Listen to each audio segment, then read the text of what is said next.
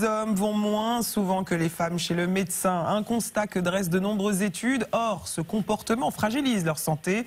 Alors pourquoi les hommes sont-ils plus négligents? On fait le point avec Vicky Bogart. Les hommes vont donc moins souvent que les femmes chez le médecin.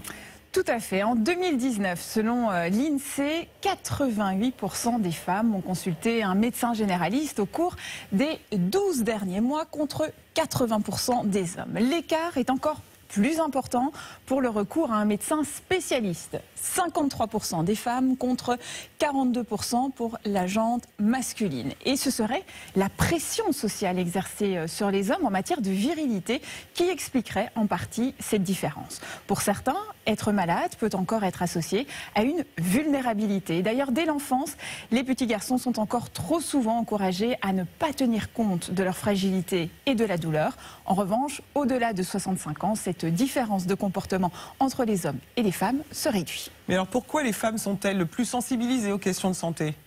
Cela s'explique notamment par le suivi gynécologique lié à la contraception, à la grossesse ou encore à la ménopause. Elles sont habituées à des consultations de prévention dès l'adolescence. Les femmes sont aussi généralement en charge de tout ce qui concerne la santé de la famille.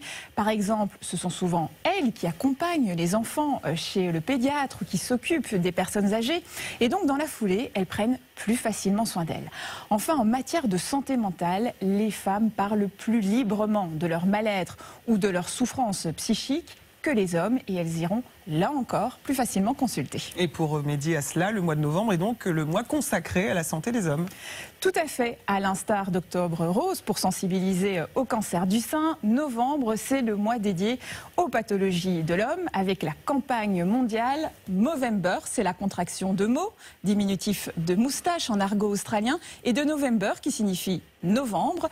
Son objectif est de sensibiliser le grand public à des maladies encore taboues comme le cancer de la prostate, des testicules et les problèmes de santé mentale.